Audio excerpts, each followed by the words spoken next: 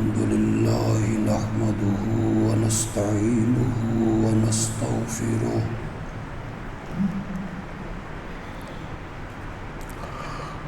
ونعوذ بالله من شرور أنفسنا ومن سيئات أعمالنا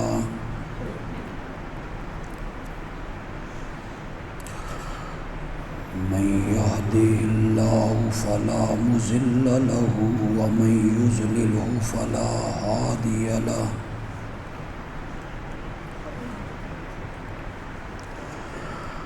وأشهد أن لا إله إلا الله وحده لا شريك له وأشهد أن محمدًا عبده ورسوله أما بعد فأعوذ بالله من الشيطان الرجيم بسم الله الرحمن الرحيم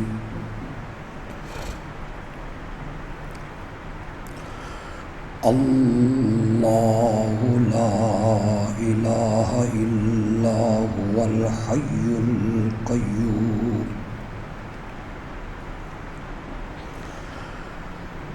لا تأخذه سنة ولا نوم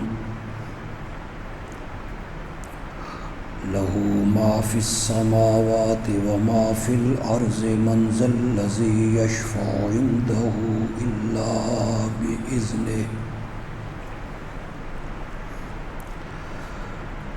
يعلم ما بين أيديهم وما خلفهم ولا يحيطون بشيء من علمه إلا بما شاء وسع كرسيه السماوات والأرض ولا يؤوده حفظهما وهو العلي العظيم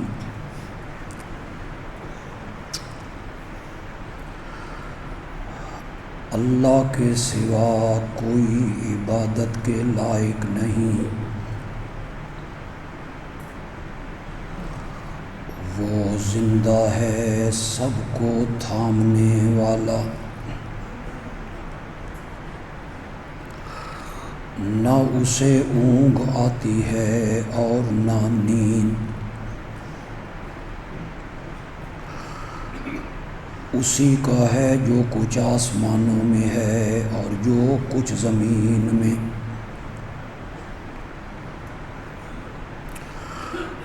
کون ہے جو اس کے آگے شفاعت کے لیے لب کھولے مگر اس کی اجازت سے، جانتا ہے جو کچھ مخلوق کے آگے ہے اور جو کچھ مخلوق کے پیچھے، اور وہ سارے مل کر اس کے علم میں سے کسی حقیر چیز کا بھی احاطہ نہیں کر سکتے مگر جو وہ چاہے، اس کی قدرت وسیع ہے آسمانوں میں بھی اور زمین میں، اور زمین و آسمان کی حفاظت کرنے سے وہ تھکتا بھی نہیں، اور وہ بلند و بالا ہے عظمتوں والا۔ اللہم صلی علی سیدنا و مولانا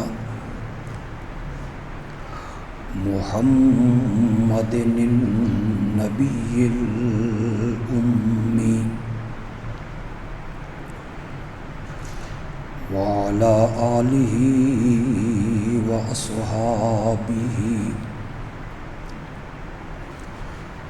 وبارک وسلم ثم صلی علیہ۔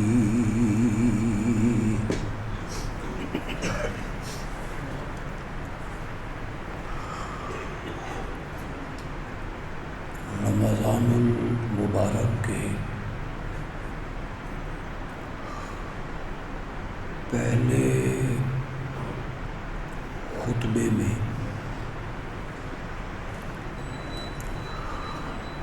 میں نے آیت الکرسی کی تفسیر کا سلسلہ شروع کیا تھا۔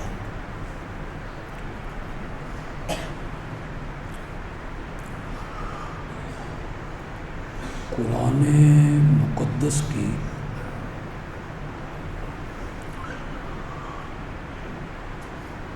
تمام آیتوں میں سے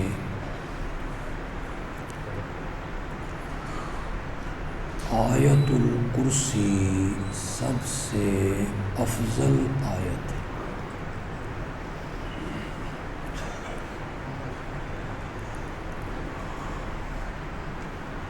اور قرآن مقدس کی 114 سورتوں میں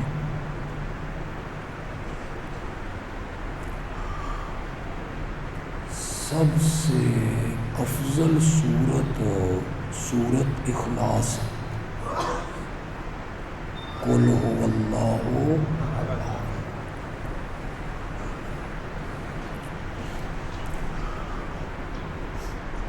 ان دونوں کو افضل،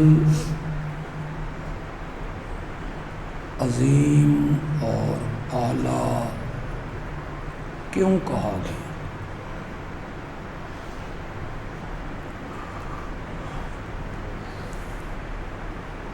ساری آیتیں اللہ کا کلام ہے اور تمام صورتیں اسی نے اتاری۔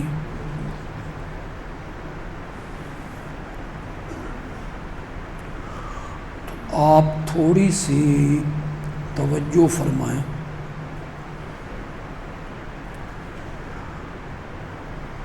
سورت اخلاص کو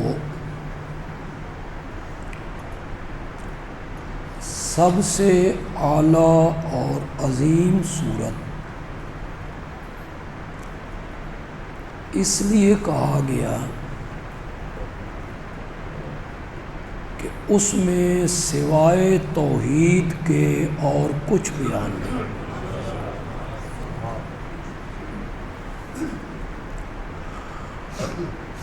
اور صورتوں میں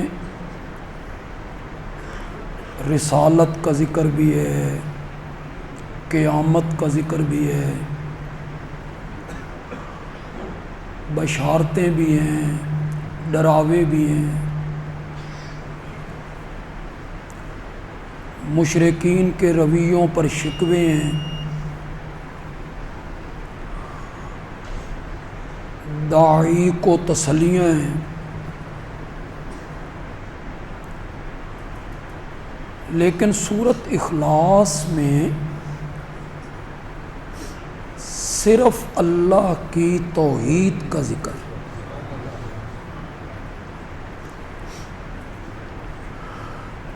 وہ جو ایک حدیث ہے، اگر آپ نے سنی ہے تو فابہا، نہیں سنی تو آج سنیں۔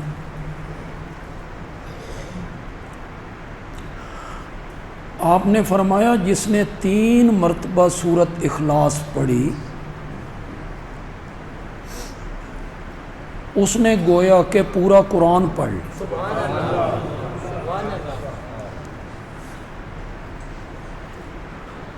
یا اسے پورے قرآن پڑھنے کا ثواب مل گیا۔ منکرین حدیث اس کا تمسخر اڑاتے ہیں۔ دیکھو جی، ایک سورت پڑھو پورے قرآن کا ثواب مل گیا، گویا کہ پورا قرآن پڑھ۔ شاید منکرین حدیث کو کسی نے بتایا نہیں، یا انہوں نے اس حدیث کا مفہوم صحیح نہیں سمجھا۔ وہ میں سمجھا دیتا.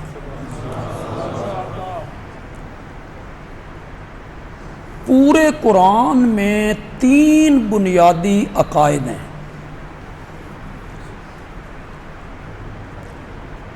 بہت سی باتیں اور بھی ہیں، لیکن جو بنیادی عقیدے کی بات ہے وہ صرف کتنی ہیں؟ ان میں ایک توحید ہے، اور دوسرا بنیادی عقیدہ رسالت ہے، اور تیسرا بنیادی عقیدہ قیامت ہے. 3 بنیادی عقیدے پورے قرآن میں بیان ہوئے، ایک توحید، ایک رسالت، ایک قیامت. وہ جو پورا ایک حصہ ہے نا قرآن کا، وہ ہے توحید. تو سورت اخلاص میں نری توحید ہی توحید ہے. تو آپ نے فرمایا جس نے سورت اخلاص پڑھ لی 3 مرتبہ، گویا کہ اس نے پورا قرآن پڑھ لی. کہ جو 3 عقیدے ہیں ان میں سے ایک عقیدہ اسی صورت میں بیان ہوا، اور وہ عقیدہ کیا ہے؟ تو سورت اخلاص کو عظیم کہا گیا توحید کی وجہ سے، اور آیت الکرسی کو تمام آیتوں میں سے عظیم آیت اس لیے کہا گیا کہ اس پوری آیت میں توحید کے سوا ہے ہی کچھ نہیں. میں نے ابھی ترجمہ کیا ہے تو آپ نے سنا ہے نا ترجمہ. اس میں کس کا ذکر ہے؟ اللہ کی صفات کا ذکر ہے، اس کی الوہیت کا ذکر ہے، اس کے اوصاف کا ذکر ہے. تو جس آیت میں صرف توحید کا ذکر ہوا اسے تمام آیتوں کی سردار آیت کہا گیا، اور جس صورت میں صرف توحید کا ذکر ہوا اس صورت کو تمام صورتوں سے عظیم کہا گیا. اور جس دل میں توحید کا تذکرہ آئے وہ دل بھی سارے لوگوں کے دلوں سے خوبصورت دل. یہ تو میں نے تمہیداً تھوڑی سی گفتگو کی. آئیے پچھلے جمعے سے خطبے سے اس کو ملا لیتے. اگر آپ کو یاد ہو تو تذکرہ ہو رہا تھا کہ عبادت کی کل قسمیں کتنی ہیں؟ ایک عبادت ہے قولی، جس کا تعلق انسان کی زبان سے. ایک عبادت ہے مالی، جس کا تعلق انسان کے مال کے ساتھ ہے. اور عبادت کی ایک قسم ہے بدنی، جسمانی عبادت، جس کا تعلق انسان کے جسم سے، بدن سے. اس میں قیام ہے، رکوع ہے، 2 زانوں بیٹھنا ہے، حجر اسود کا چومنا ہے، احرام کا باندھنا ہے، بیت اللہ کا طواف کرنا ہے، صفا مروہ کے درمیان سعی کرنی ہے، شیطان کو کنکریاں مارنی ہے، مزدلفے جانا ہے، منا جانا ہے، عرفات جانا. یہ سب بدنی عبادت تھی، اس کا تعلق انسان کے بدن سے. ان بدنی عبادات میں سب سے جو اعلی عبادت ہے وہ ہے سجدہ. سب سے عظیم عبادت جو ہے، سجدے میں بندہ رب کے بہت قریب ہوتا ہے، گویا کہ اس نے رب کے قدموں پہ اپنا سر رکھ دیا. نماز میں جب آپ سجدہ کرتے ہیں یہ انتہائی عاجزی ہے، انتہائی تواضع ہے. کسی کے پاؤں پہ گرنا، یوں اپنا ماتھا رکھ دینا کسی کے پاؤں پر، اس سے بڑی عاجزی کیا ہو سکتی؟ اس سے بڑی ذلت اور اس سے بڑی تواضع کیا ہو سکتی ہے کہ انسان نے اپنی جبین اللہ کے قدموں میں رکھی، اللہ نے اس کی جبین پہ ہاتھ رکھ کے اسے اٹھایا. اس سے जबीन उसके कदमों पे रखते हुए इतना मजा आया ना, ये दोबारा सजदे में गिर गया, ये दोबारा सजदे में गिरा, ऐसे लुत्फ आया है, रब के कदमों में इसने अपना सर रख दिया। वो जो एक हदीस है, अस्सलातो मेराजुल मोमिनीन, नमाज मोमनों की क्या है, मेराज। और नमाज फर्ज कहाँ हुई थी, मेराज में, फर्ज भी मेराज में हुई है, और उस नमाज को मोमनों की मेराज करार दिया है। नमाज मोमनों की मेराज है। एक शेर आमतौर पे लोग पढ़ते रहते हैं, पता नहीं उसका क्या मफहूम उन्हें समझ आता है, मैं आपको समझाता हूं, आप मेरा इशारा जरा देखेंगे फिर आपको समझ आएगी। आका तेरी मेराज के तू लाहो कलम तक पहुंचा, ये किसकी मेराज है, हमारे नबी की मेराज। अल्लाह ने मेरे नबी को जसद मार रूह, इसी जिस्म के साथ आलमे बेदारी में, ख्वाब नहीं है, ख्वाब नहीं है, आलमे बेदारी में इसी वजूद मुकद्दस के साथ जमीन की पस्तियों से उठाया और बुलंदी के उस मकाम पे पहुंचाया जहां जिब्रील का ख्याल भी कभी नहीं पहुंचा है। वहां मेरे नबी का वजूद मुकद्दस पहुंचा, इसी जिस्म के साथ नबियों से मुलाकात होने लगी, गुफ्तगू होने लगी। ये बैतुल मामूर से आगे चले गए, ये जन्नतुल मावा से आगे चले गए, ये सिदरतुल मुंतहा से आगे चले गए, यहां तक अल्लाह लेके गया मेरे नबी को। मेरे नबी का जस्द अक़दस वहां तक पहुंचा। शायर कहता है, आका तेरी मेराज के तू लौहो कलम तक पहुंचा, और मेरी मेराज के मैं उनके कदम तक पहुंचा। ये मोमिन की मेराज, कि मोमिन ने अपना सर किसके कदमों पे रख दिया है, अल्लाह के कदमों। उसने अपना माथा टेक दिया है अल्लाह के दरबार में। एक बात ज़हन में रखिएगा, कोई इबादुल बतन,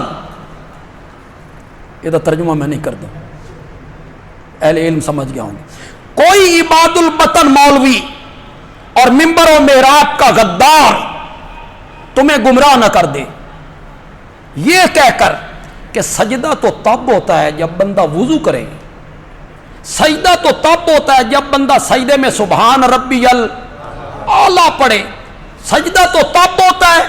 हम जो मज़ारों पर या ताजियों पर या ताबूतों पर अपना सर टेकते हैं, हम कोई सुभान रब्बियल आला पढ़ते हैं, हम तो सुभान रब्बियल आला नहीं पढ़ते। तो ये सजदा कैसे हुआ, ये मुगालता देते हैं वो लोग। ज़हन में रखिए, अलहदगी में उन उलमा से पूछिए, लोगों के सामने तो शायद ना बताएं, अलहदगी में पूछिए सजदा किसका नाम है, सजदा किसे कहते हैं। सुभान रब्बियल आला पढ़ने को सजदा कहते हैं, पूछिए उलमा से। सजदा नाम है माथे को जमीन पे टेकने का, बस। सुभान रब्बियल आला पढ़ना तो वाजिब भी नहीं है, सुन्नत है सिर्फ। अगर किसी ने सजदे में सुभान रब्बियल आला नहीं पढ़ा, सिर्फ पेशानी टेक दी नमाज में और उसने अपना सर उठा लिया, जाओ उलमा से जाके पूछो सजदा साहब करना पड़ेगा, नमाज हो गई या नहीं हो गई। सजदा साहब क्यों नहीं करना पड़ेगा, कि ये वाजिब नहीं था, ये सिर्फ सुन्नत था, और सुन्नत के तरक पे सजदा साहब नहीं होता, वाजिब के तरक पे सजदा साहब होता है। पेशानी को जमीन पे टेकना, इसका नाम क्या है, सजदा। सुभान रब्बियल आला पढ़ने का नाम सजदा नहीं है, या वुजू करके पेशानी को जमीन पे टेकने का नाम सजदा नहीं है। मत लोगों को बरगलाया करो, सजदा नाम है पेशानी को जमीन पर टेकने का। आगे ये उधर करना, हम तो बोसा लेते हैं, हम तो सजदा नहीं करते, बोसा लेते हैं। तो मौलाना अहमद रजा खान साहब बरेलवी, उनकी अहकाम शरीयत उठाइए, पढ़िएगा। क्या कहा है मौलाना ने, जब उनसे पूछा गया कि कब्र का बोसा लेना जायज है या नहीं, تو مولانا احمد رضا خان بریلوی نے جواب دیا کہ زیارت کرنے کے لیے جائے تو 4 ہاتھ دور کھڑا ہو. 4 ہاتھ 6 فٹ. کتنا دور کھڑا ہو؟ 6 فٹ. آگے مولانا لکھتے ہیں جب یہ 6 فٹ دور کھڑا ہوگا تو بوسہ دینے کا تو سوال ہی پیدا. یہ انہوں نے طریقہ بتایا ہے، یہ میرے کسی عالم نے طریقہ نہیں بتایا، علماء دیوبند میں سے کسی نے طریقہ نہیں بتایا کہ آپ کہیں کہ ہم تو قبر کو بوسہ دیتے ہیں، ہم تو سجدہ نہیں کرتے. میرا ذوق نہیں ہے چیلنج کرنا، تعدی کرنا، تحدی کرنا، بازو اوپر کر کے مناظروں کے چیلنج کرنا، میری یہ عادت نہیں ہے اور یہ کوئی مستحسن بات بھی نہیں ہے. صرف آپ کو سمجھانے کے لیے کہہ رہا ہوں.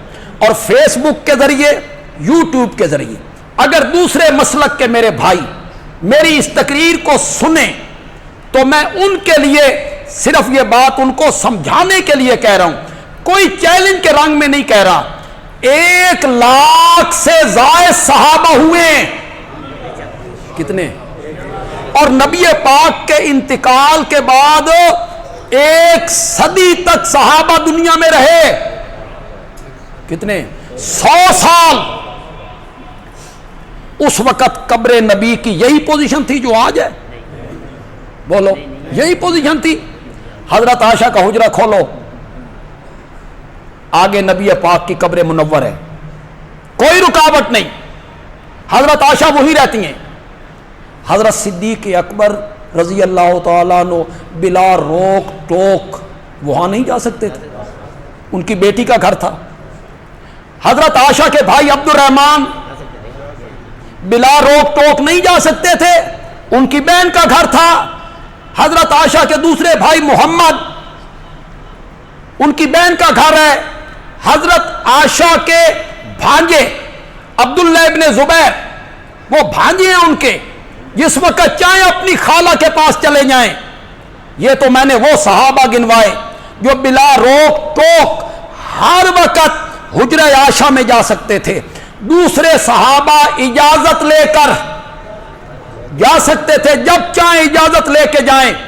یہ میرے سامنے قرآن ہے، میں جمعے کے خطبے میں ہوں، منبر پہ ہوں، اللہ کے گھر میں ہوں.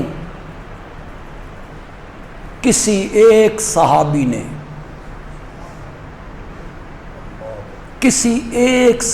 نے قبر نبی کا بوسہ لینا، یہ تو بڑی دور کی بات ہے.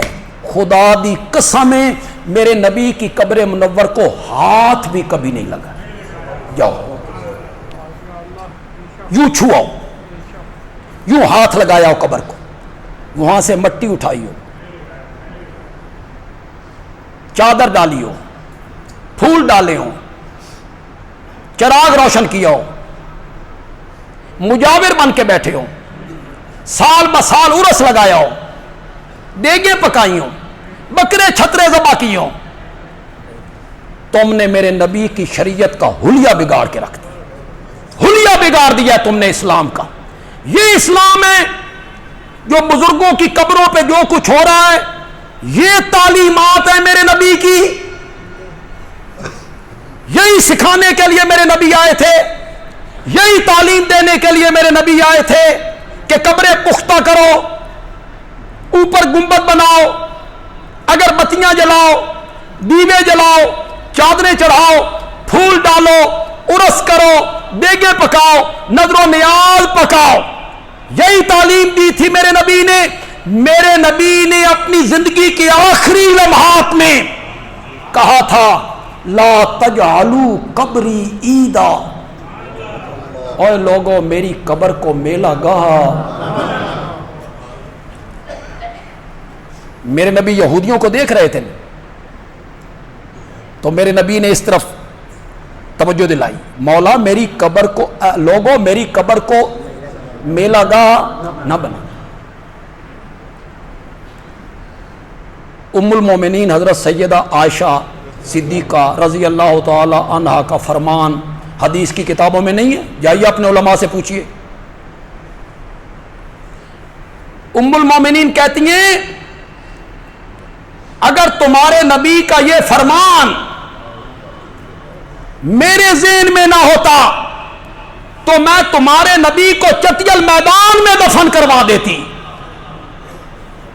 لیکن پھر یہ فرمان میرے ذہن میں آیا کہ میرے نبی نے تو منع کیا ہے لوگوں میری قبر کو میلہ گاہ نہ بنانا، تو چٹیل میدان میں بنائے تو لوگ میلہ گاہ بنائیں گے، ارضیاں لٹکائیں گے۔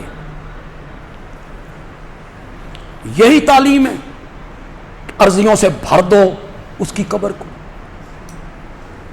اور کتنی جگہ تم پوج رہے ہو یہاں کوئی بھی دفن ہو، کوئی بھی دفن، کسی کا نام رکھا ہے ٹرانسفارمر والی سرکار، کسی کا نام ہے ٹریکٹر والی سرکار۔ واہ، تمہارا کیا بندہ کرے، تم نے گھوڑے کو شاہ بنا دیے، گھوڑے شاہ کا دربار، گھوڑا اور شاہ، انا للہ۔ یہ حلیہ پیش کیا آپ نے اسلام کا اور دین کا۔ غیر مسلم بھی، وہ جو میں ایک حوالہ دیا دیتا ہوں غازی احمد کا، پروفیسر غازی احمد، وہ 6 یا 7ویں جماعت میں پڑھتے تھے، ابھی پاکستان ہندوستان نہیں بنا تھا، تو اللہ نے اس بچے کو اسلام قبول کرنے کی توفیق عطا کر، اس کا نام رکھا گیا غازی احمد۔ پھر انہوں نے دینی تعلیم حاصل کی، مولانا حسین علی رحمت اللہ علیہ کے ہاتھ پر بیعت، ساتھ انہوں نے دنیا کی تعلیم حاصل کی، پھر وہ پروفیسر بنے، پھر وہ پرنسپل ریٹائر ہو گئے بچھال میں، یہ ضلع چکوال میں بچھال، میانی بچھال۔ ہماری مسجد میں ایک دفعہ آئے تھے، یہاں جمعہ پڑھایا تھا انہوں نے اپنی رویداد لکھی، میں کیسے مسلمان ہوں، اس کا نام انہوں نے رکھا من الظلمات الی النور، اندھیروں سے روشنی کا سفر۔ آپ کے کالجوں میں، یونیورسٹیوں میں وہ کتاب منظور شدہ ہے، آپ وہاں سے نکلوائیں، جو جہاں نوجوان بیٹھے وہ وہاں سے نکلوائیں، اسے پڑھیں، بازار سے بھی مل جاتی، کوئی بڑی کتاب بھی نہیں۔ کیا بات ہے اس کتاب کی، کتنی دلچسپ ہے، کیسے انہوں نے اپنی رویداد بیان کی۔ آخری دفعہ جب ماں سے جدا ہونے لگے اس کی کیفیت کیا تھی۔ بچھال اور میانی کے درمیان ایک جگہ آتی ہے، انہیں خواب میں نبی اکرم صلی اللہ علیہ وسلم کی زیارت ہوئی اس جگہ پہ، اس کا انہوں نے بڑے خوبصورت انداز میں تذکرہ کیا، اس جگہ پہ میری ملاقات ہوئی آپ سے خواب میں۔ پھر ساری زندگی میں سائیکل پہ بچھال سے میانی، میانی سے بچھال آیا کرتا تھا، تو جب وہ جگہ آیا کرتی تھی تو میں سائیکل سے اتر کے پیدل سفر کیا۔ اسے پڑھیں آپ ایک دفعہ، غازی احمد کی وہ داستان من الظلمات الی النور۔ اس وقت تو ہندو سکھ مسلمان اکٹھے تھے نا، سکولوں میں ٹیچر بھی کچھ ہندو تھے کچھ مسلمان تھے، تو جب یہ مسلمان ہوا تو ہندوؤں میں کھلبلی مچ گئی، بھئی کسی مسلمان ٹیچر نے اسے ورگلایا، دعوت دی ہے اسلام کی، اور یہ تب اسلام قبول کیا۔ انکوائری لگ گئی، انکوائری میں جو آفیسر آئے راولپنڈی سے، یہ 7ویں کلاس کا بچہ اور 3 آفیسر جنہوں نے اس سے انٹرویو لینا ہے، تحقیق کرنی ہے، مسلمان ٹیچروں نے ہاتھ باندھے، بھئی آپ ہی بھگتی، ساڈا نام نہیں آنا۔ یہ کہتے ہیں، میں نے کہا مطمئن رہو، میں خود بات کروں۔ پہلا سوال کیا اس افسر نے، تو نے اگر ہندو مذہب چھوڑنا تھا تو دوسرے مذہب تھوڑے تھے، عیسائی ہو جاتا، سکھ ہو جاتا، تو مسلمان کیوں ہوا؟ یہ اس کا پہلا سوال تھا۔ غازی احمد کہتے ہیں میں بچہ تھا، رب نے میرے ذہن میں جواب ڈالا. جواب سنیے مزہ ہی آ گیا. سنیے، تم تو جماندرو مسلمان ہو، تم مومنوں کے گھروں میں پیدا ہوئے ہو، تمہارے کان میں اذان کہی گئی تھی، اپنے کرتوت دیکھو اور اس ہندو سے مسلمان ہونے والے بچے کی ذہنیت دیکھو. اس نے پوچھا تو عیسائی ہو جاتا، سکھ ہو جاتا، مسلمان کیوں ہوا؟ غازی احمد کہتا ہے میں نے جواب دیا مجھے اسلام کی ایک خوبی نے متاثر کیا، اور وہ خوبی یہ ہے کہ اسلام لوگوں کی پیشانیاں در در سے ہٹا کے ایک کے دروازے پہ جھکا دیتا ہے. وہ ہندو سے مسلمان ہونے والا اسلام کی خوبی یہ سمجھتا ہے تو باندریوں کے سامنے سجدے کرتا ہے، تو جانوروں کے سامنے جھکتا پھرتا ہے، تو تازیوں کے سامنے جھکتا پھرتا ہے، تو مٹیاں چاٹتا پھرتا ہے، تو جھنڈوں کے سامنے جھکتا پھرتا ہے. اور وہ کہتا ہے مجھے اسلام کی اس خوبی نے متاثر کیا کہ لوگوں کی پیشانیاں در در سے ہٹا کے. وہ بھی پڑھے لکھے لوگ تھے، انکوائری کرنے آئے تھے نا، وہ بھی کوئی بچے نہیں تھے. انہوں نے کہا اچھا اسلام کی اس خوبی نے تجھے متاثر کیا، تو نے توکل شاہ کا مزار کبھی نہیں دیکھا امبالے میں؟ تو نے حضرت علی حجویری کی قبر کبھی نہیں دیکھی لاہور میں؟ تو نے سلطان باؤ کی قبر نہیں دیکھی؟ وہاں لوگ سجدہ جو کرتے ہیں وہ مسلمان نہیں ہیں. تو کہتا ہے اسلام کی یہ خوبی ہے کہ وہ پیشانیاں در در سے ہٹا کے ایک کے دروازے پہ جھکا دیتا ہے. وہ جو قبروں پہ جھکتے ہیں وہ کون ہیں؟ غازی احمد کہتا ہے میرے پاؤں تلے سے زمین نکل گئی. یہ سوال میرے لیے بالکل نیا سوال تھا، میں کیا جواب دیتا؟ پھر رب نے میرے ذہن میں جواب ڈالا. جواب سنیے مزہ آ جائے، لطف آ جائے تو پھر سبحان اللہ بھی کہیے گا. غازی احمد نے کہا جناب میں نے امبالہ اور لاہور والا اسلام قبول نہیں کیا، میں نے مدینے والا اسلام قبول کیا ہے. اور وہ جو مدینے سے اسلام آیا تھا نا، اس نے یہی سبق دیا تھا کہ یہ پیشانی جھکے گی. بولو تو صحیح یار. وہ جو مدینے سے اسلام آیا تھا نا قرآن کے رنگ میں، میرے نبی کے فرامین کے رنگ میں، اس نے یہی سبق دیا تھا. قرآن نے بھی یہی سبق دیا کہ سجدہ کرو صرف اللہ. سورج چاند ستارے اللہ کے سوا کسی کے سامنے گردن سر نہ جھکاؤ. یہ سبق دیا قرآن نے، میرے آقا نے بھی یہی سبق دیا. ایک صحابی ہیں قیس ابن سعد رضی اللہ تعالی، یہ بڑا عظیم صحابی. قیس کا نام سن کے آپ کے ذہن میں کوئی بات آئی یا نہیں آئی؟ آئی. یہ حضرت علی کی فوج کا کمانڈر ہے رضی اللہ تعالی. حضرت حسن رضی اللہ تعالیٰ عنہ کی فوج کا بھی کیا ہے؟ کمانڈر. قیس ابن سعد ابن عبادہ خود بھی صحابی ہے، اس کا والد بھی صحابی، والد اپنے قبیلے کا سردار بھی. یہ بڑا بہادر آدمی اسلام کا پیغام لے کر کابل یہی آیا تھا، یہاں کابل آیا تھا اسلام کا پیغام لے کر. اور کابل کے راجے نے جب جلاد کو کہا اس کی گردن قلم کر دو، تو اس راجے نے سمجھا یرک جائے گا، ڈر جائے گا، ہاتھ باندھے گا. قیس نے یہ فیصلہ سن کے کہا راجا سنا، جس جگہ پر کسی مومن مجاہد کا خون گرتا ہے وہاں اسلام کی بنیاد ضرور پڑتی ہے. تم میری گردن کاٹو، یہاں اسلام کی بنیاد پڑے گی. یہ بہت بڑا بہادر آدمی قیس ابن سعد ابن عبادہ.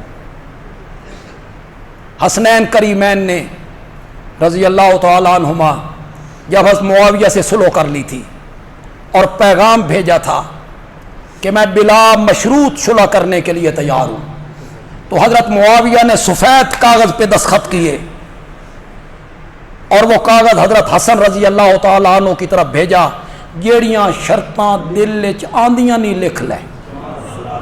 حضرت معاویہ صلح کے لیے تیار بیٹھے تھے، یہ بھی تیار تھے، انہیں بھی پتہ چل گیا کہ درمیان میں کچھ خبیث لوگ ہیں جو ہمیں لڑا کر اپنا فائدہ حاصل کرنا چاہتے ہیں، یا جو پڑھے لکھے لوگ ہو، تعلیم یافتہ لوگ ہو یا تاریخ کو جانتے ہو۔ حضرت علی رضی اللہ تعالیٰ عنہ کے 4.5 سالہ دور خلافت میں کوئی زمین فتح ہوئی ہو؟ نہیں ہوئی۔ کیوں؟ آپس کی ناچاکیاں، آپس کے اختلاف، موقع ہی نہیں ملا، موقع ہی نہیں ملا،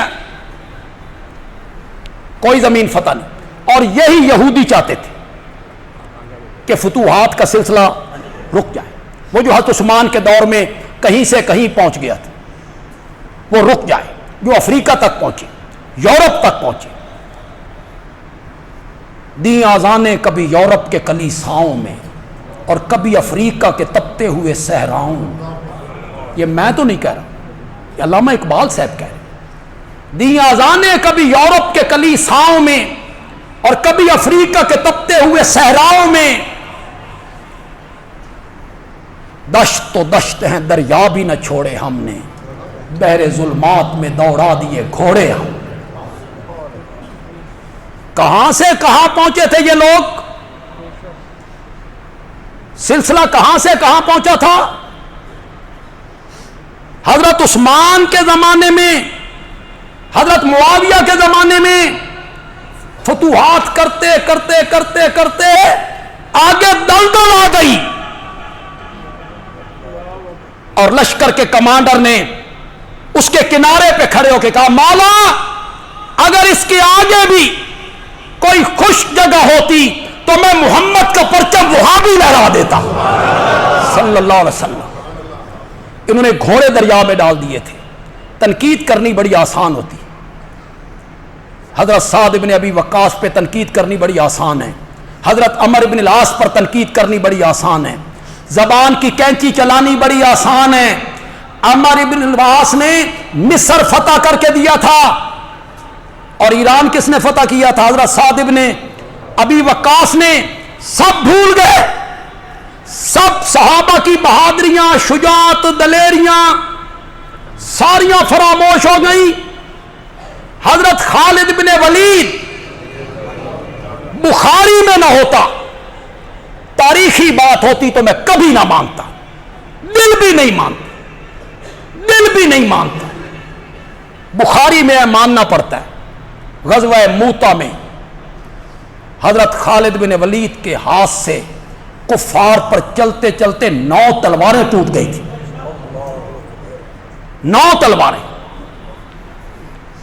اور جب 60,000 کے لشکر کے مقابلے میں کچھ لوگوں نے بے دلی کا اظہار کیا کہ ہماری تعداد کم ہے، مقابلے میں لشکر زیادہ ہے، کیا بنے گا؟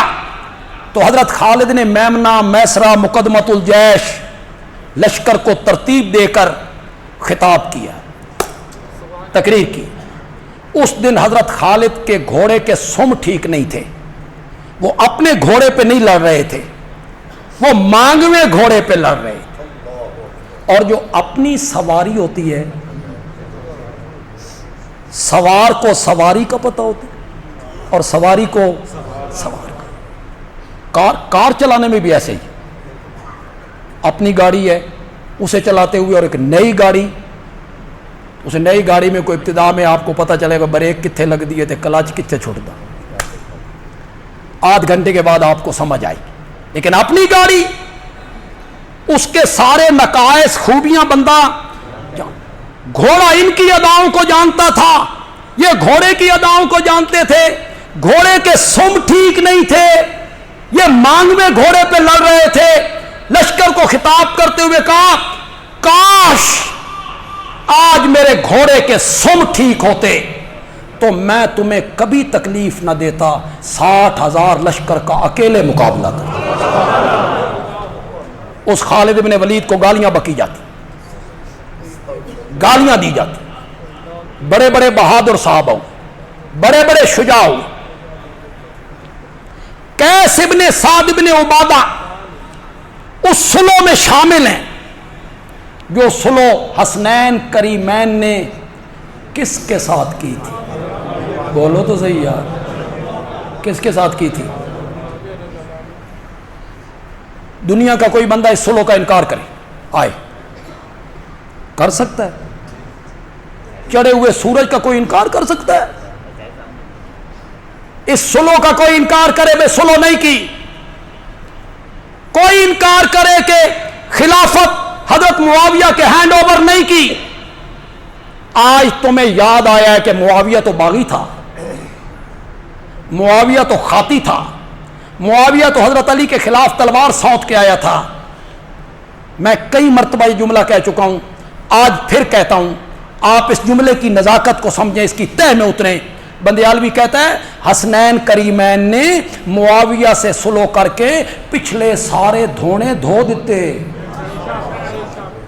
انہیں پتہ نہیں تھا باغی تھا, انہیں پتہ نہیں تھا یہ ہمارے بابا کے خلاف لشکر لے کے آیا تھا, انہیں پتہ نہیں تھا حضرت علی سے تمہیں محبت زیادہ ہے یا حسنین کریمین کو زیادہ ہے.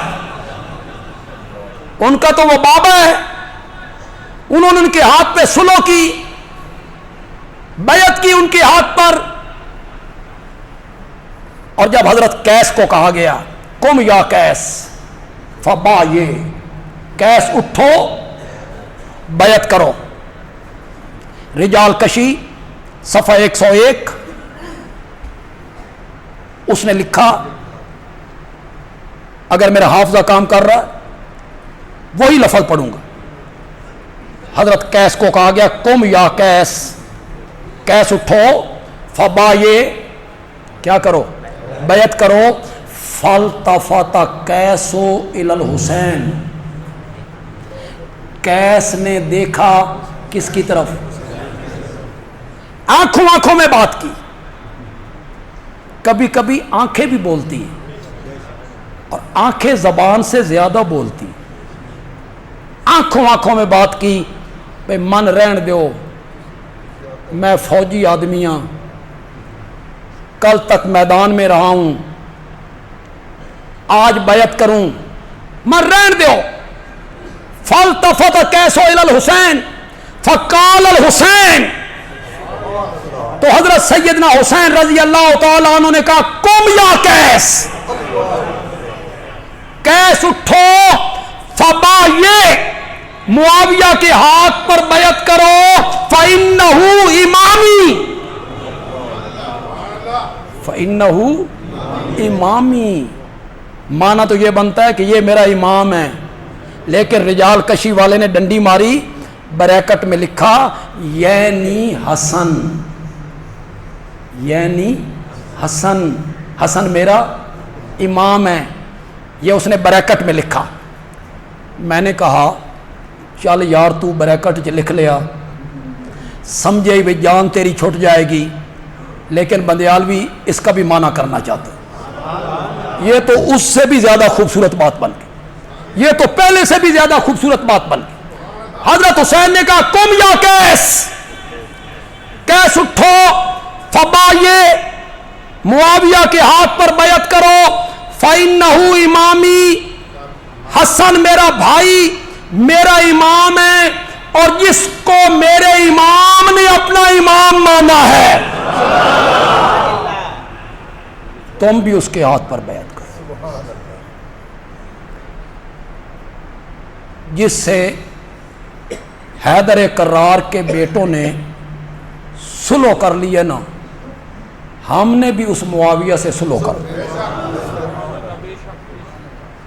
ہم اس معاویہ سے لڑائی نہیں لڑنا چاہتے جس سے حسنین کریمین نے کیا کر لی ہے, صلح کر لی. یا حسنین کریمین سے پوچھو کیوں بیعت کی, کیوں خلافت ان کے سپرد کی؟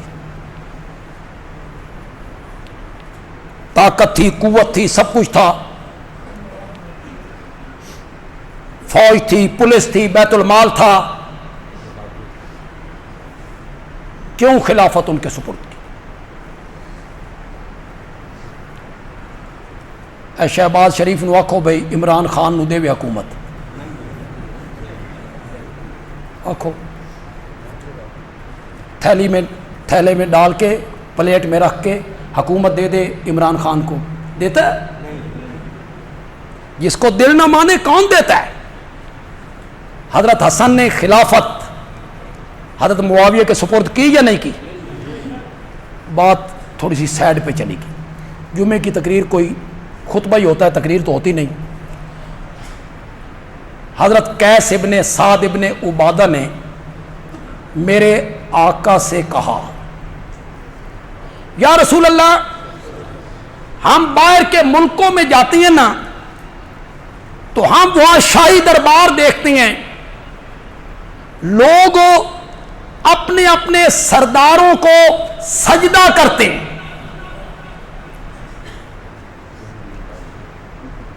قیس نے تو جملہ نہیں کہا، لیکن مقصد قیس کا یہی تھا جو بندیالوی کہنا چاہتے ہیں۔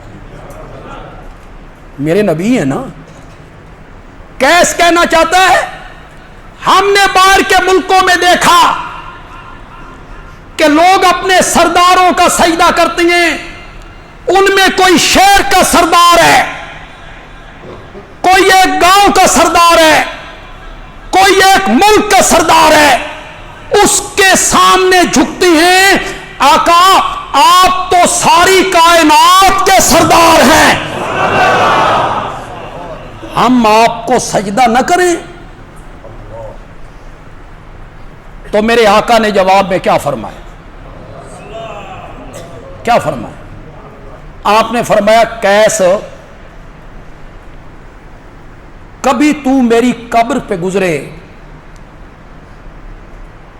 کبھی تجھے موقع ملے اور میری قبر سے تیرا گزر ہو تو سجدہ کرے گا؟ قیس نے کہا نہیں کروں گا۔ وہ سن رہے ہو کہ کوئی نہیں سن رہے ہو؟ میں آپ کی قبر منور کا سجدہ نہیں کروں گا۔ تو میرے آقا نے فرمایا اب بھی نہ کر، اب بھی نہ کر، اگر رب کے سوا کسی کا سجدہ جائز ہوتا تو میں عورت کو کہتا کہ وہ اپنے خامد کا کیا کرے،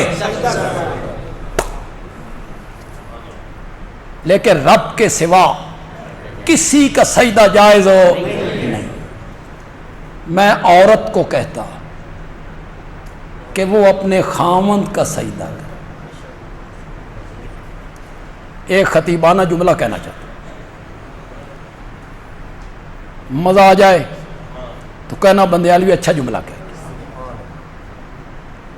کسی عالم سے نہیں سنا، کسی عالم نے اس طرح تعبیر نہیں کیا جس طرح میں تعبیر کر۔ میرے آقا نے فرمایا کیسے رب کے سوا کسی کا سجدہ جائز نہیں، اگر اللہ کے سوا کسی کا سجدہ جائز ہوتا تو میں عائشہ کو کہتا کہ وہ محمد کا سجدہ کرے، پھر میں حفصہ کو کہتا کہ وہ میرا سجدہ کرے، پھر میں زینب کو کہتا، پھر میں جویریہ کو کہتا، پھر میں اپنی بیویوں سے کہتا کہ وہ میرا سجدہ کرے، میں عورت کو کہتا کہ وہ اپنے شوہر کا کیا کرے۔ جتنے لوگ بیٹھے ہو بولو، یہ عورت نے جو خامند کا سجدہ کرنا تھا یہ اسے عالم الغیب سمجھ کے کرنا تھا، اسے نفع نقصان کا مالک سمجھ کے کرنا تھا؟ کیا کرنا تھا؟ تعظیمی ادب تعظیم، یہی سجدہ کرنا تھا نا۔ تو میرے نبی یہ کہنا چاہتے ہیں میری شریعت میں تعظیمی سجدہ بھی رب کے سوا کسی کا جائز ہو، تعظیمی سجدہ بھی جائز۔ میرے آقا نے تو اتنی نتھی ہوئی توحید سکھائی یار، پتہ نہیں انہوں نے حلیہ بگاڑ کے رکھ دیا ہمارے دین کا، جو تصویر ان لوگوں نے پیش کی۔ میں آپ کو سناؤں تو آپ حیران ہو جائیں، آپ حیران ہو جائیں۔ آپ علماء سے جا کے پوچھے ہوئے بندیالوی نے یہ حدیث پڑھی ہے، صحیح پڑھی ہے؟ میرے آقا تشریف لائے، صحابہ اٹھ کے کھڑے ہو گئے. اب بھی ایسے ہوتا ہے, بڑا بندہ آئے تو لوگ اٹھ جاتے. میرے آقا تشریف لائے, صحابہ بیٹھے ہوئے تھے تو صحابہ اٹھ کے کھڑے. میرے آقا نے فرمایا یہ اجمیوں کا طریقہ کہاں سے اپنا لیا؟ یہ اجمیوں کا طریقہ تم نے کہاں سے سیکھ لیا؟ آئندہ میں آیا کروں تو میرے لیے کھڑا بھی نہیں ہونا. جاؤ علماء سے پوچھو. اے بندیال بھی نہیں حدیث سنائیے, ٹھیک ہے میرے نبی اپنے لیے کھڑا ہونا بھی پسند نہیں, اور تم نے آج حلیہ بگاڑ کے رکھ دیا. بیٹھے ہیں درباروں پر, درگاہوں پر, چہرے پہ داڑھی بھی نہیں. لوگ آ رہے ہیں پاؤں پر جھک رہے ہیں, بوسے لے رہے ہیں, یہ اوپر سے تھپکیاں دے رہے ہیں. کھاؤ پیو, عیش کرنی ہے جتنی کر لو, قیامت بڑی قریب ہے. جس نے مرنا ہے اس کی قیامت آ گئی. رب کو سارے جواب دینے ہیں تم نے. اپنے قدموں میں جھکاتے ہونے. میرے نبی نے اپنے سامنے اٹھنے سے صحابہ کو کیا کر دیا تھا؟ منع کیا, میرے لیے نہ اٹھا کرو. سجدہ تو بڑی دور کی بات ہے. تو آپ نے حضرت قیس کو کیا کہا؟ اللہ کے سوا کسی کا سجدہ جائز ہوتا تو میں عورت کو کہتا کہ وہ اپنے خامند کا سجدہ کرے. حضرت ام سلمہ رضی اللہ تعالی عنہ, یہ میرے نبی کی زوجہ محترمہ ہے, اور اکثر حدیثوں کی یہ راویہ بھی.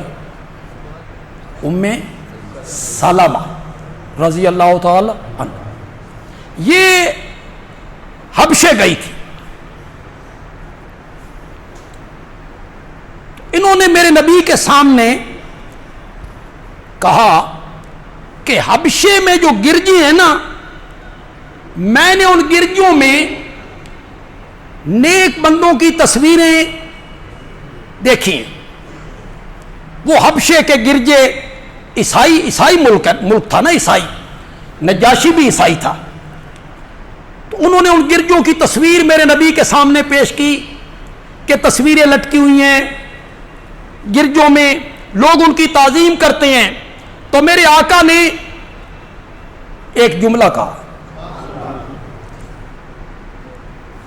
عربی حدیث ہے, میں پڑھوں گا تے ادھا ترجمہ تسی کرنا, ادھا میں کرنا. میں نے اب باہر کے شہر والوں کو بتانا شروع کر دیا ہے کہ میرے جمعے دے مقتدی جڑے نے نا وہ ادھی عربی سمجھ گئے, عربی نال شدھ بدھ انہاں نوں ہو گئی. انشاءاللہ آپ بڑی آسانی سے کر لیں گے. میرے آقا نے فرمایا اولائکا, وہ لوگ اذا ماتا, ماتا شاباش شاباش, اولائکا وہ لوگ اذا ماتا جب فوت ہو جاتا, جب موت کا جام پی لیتا, فیہم ان کے اندر الرجل الصالح, الرجل الصالح دا سارا میں نہ کرو یار, تسی میں نہ کرو. الرجل الصالح کون بندہ مر جاتا؟ اولئکا اذا ماتا فیہم الرجل الصالح بنوا علی قبرہ مسجدا, تو وہ بناتے تھے اس کی قبر پر مسجد یا قبر کو سجدہ گاہ. وَصَوَّرُوا فِيهِ تِلْكَ الصُّوَرَ, اور اس مسجد میں وہ اس بندے کی لٹکاتے تھے کیا؟ وَصَوَّرُوا فِيهِ تِلْكَ الصُّوَرَ, اس کی تصویریں لٹکاتے. کیوں بھائی؟ بیت اللہ جب فتح ہوا مکہ تو آپ بیت اللہ کے اندر آئے تو سب سے اوپر تصویریں کس کی تھیں؟ حضرت ابراہیم, حضرت اسماعیل. حضرت ابراہیم کی صورت پہ انہوں نے بت بنایا, حضرت اسماعیل کی صورت پہ انہوں نے مورتی بنائی. یہ تمہیں کہا جاتا ہے نا وہ بت پوجتے تھے, ہاں بت پوجتے تھے، اتنے پاگل تھے بھائی پتھر پوجتے تھے. ہندوؤں سے جا کے پوچھو ہندوؤں سے، یہ جو مورتیاں پوجتے ہیں کیا عقیدہ ہوتا ہے ان کا؟ عقیدہ یہی ہوتا ہے کہ جس شخصیت کے نام پہ یہ مورت بنائی گئی اس کی روح کا اس کے ساتھ تعلق. جب ہم اس کے سامنے سجدہ کرتے ہیں، نظر و نیاز دیتے ہیں، تو اسے پتہ ہوتا ہے، خوش ہوتا ہے. اور یہ تصویریں آپ نے نہیں دیکھی ہیں؟ یہ فٹ پاتھوں پہ لے کے بیٹھے ہوتے ہیں، دریا ہے اور کشتی ہے اور کنارے پہ ایک بابس ہے، نہیں دیکھتے ہو؟ پھر ایک کان والی سرکار، ادھر ادھر کان ہیں سارے، درمیان میں سرکار بیٹھی. یہ تصویریں ہیں نا، گھروں میں لٹکاتے ہیں بزرگوں کی تصویریں. آپ نے فرمایا اولئک اذا مات فیہم الرجل الصالح بنوا علی قبری مسجدا وصوروا فیہ تلک الصور. میرے آقا نے پھر ایک فتویٰ لگایا. میرا آقا تو رحمت العالمین ہے، لیکن یہاں میرے آقا نے کتنا سخت لہجہ اختیار کر لیا. فرمایا اولئک ہم شرار الخلق عند اللہ. خلق میں نہ مخلوق، شرار میں نہ برے. اولئک ہم شرار الخلق عند اللہ. اللہ کی نگاہوں میں پوری مخلوق سے بدتر لوگ یہی تھے. کون؟ جو کیا پوچھتے تھے؟ اولئک اذا مات فیہم الرجل الصالح. نیک بندہ مر جاتا تھا تو اس کی قبر کو سجدہ گاہ بنا لیا کرتا. میرے آقا، میں اس موضوع کو سمیٹنا چاہتا ہوں، اگلے جمعے میں مالی عبادت کے حصے پر گفتگو کروں گا انشاءاللہ. میرے آقا نے فرمایا لعنت اللہ علی الیہود والنصارى. کرو مانا، اللہ کی لعنت ہو یہودیوں پر. کیوں؟ اتخذوا، انہوں نے بنا لیا قبور انبیاء. شاباش شاباش شاباش. انہوں نے بنا لیا اپنے اپنے نبیوں کی قبروں کو مساجدہ. یہ بخاری میں، مسلم میں، ترمذی میں، ابن ماجہ میں، نسائی میں. کوئی سی حدیث کی کتاب اٹھا، باب وفات النبی، کھول باب وفات النبی، اس میں یہ حدیث تمہیں ملے گی. اللہ کی لعنت ہو یہودیوں پر اور عیسائیوں پر جنہوں نے بنا لیا اپنے اپنے نبیوں کی. غور سے بولو. یہ آج بیان کرتا ہے او جی قرآن جن پکار سے منع کرتا ہے نا، وہ بتوں والی آتی، وہ بت پوجتے تھے، وہ بتوں کے پجاری تھے. ہم کوئی بت پوجتی ہیں، وہ تو بتوں کے پجاری تھے. اور یہاں میرے آقا کیا کہہ رہے ہیں؟ انہوں نے بنا لیا اپنے اپنے نبیوں کی، زور سے بولو، مساجدہ سجدہ. بس آخری جملے بڑے نرم لہجے میں کہنا چاہتا ہوں اور دوسرے طبقے کے دوستوں کو دعوت دینا چاہتا ہوں، خاص کر کے نوجوانوں کو دعوت دینا چاہتا ہوں. تیرا عالم اور تیرا خطیب کہتا ہے وہ بت پوجتے تھے، اور آمنہ کا لال کہتا ہے وہ نبیوں کی قبریں پوجتے تھے. فیصلہ میں تیرے تے چھوڑ دینا، اپنے عالم دی من لے یا امام الانبیاء دی من، جس کی تیری مرضی ہے مان. اپنے عالم کی مان جو کہتا ہے وہ بت پوجتے تھے، یا امام الانبیاء کی مان جو فرماتے ہیں کہ وہ نبیوں کی قبریں. آج پھالیا کے علاقے سے ہمارے مہمان آئے ہیں، تقریباً 16-17 لوگ آئے ہیں. مولانا حسین احمد صاحب ہیں، مولانا قاری امتیاز صاحب ہیں، کیسر صاحب ہیں، اور نوجوان ہیں، بزرگ ہیں، ساتھی ہیں. ہم انہیں خوش آمدید کہتے ہیں کہ یہ صرف جمعہ پڑھنے کے لیے ہمارے ہاں تشریف لائے. شیخ محمد انور صاحب ہمارے بھائی ہیں، ہمارے جمعے کے نمازی ہیں. ان کے بھتیجے کے لیے پچھلے جمعے ہم نے صحت کی دعا مانگی تھی. اس کا انتقال ہو گیا۔ عمر اس کی 22-23 سال تھی، صرف 22-23 سال کا جوان بچہ تھا، اللہ کے پاس پہنچ گیا۔ اس کی مغفرت کی دعا مانگیں گے اور ان کے والدین کے لیے صبر کی دعا کریں۔ بڑا صدمہ ہے ان کے والدین کے لیے، تو صبر کی دعا کریں۔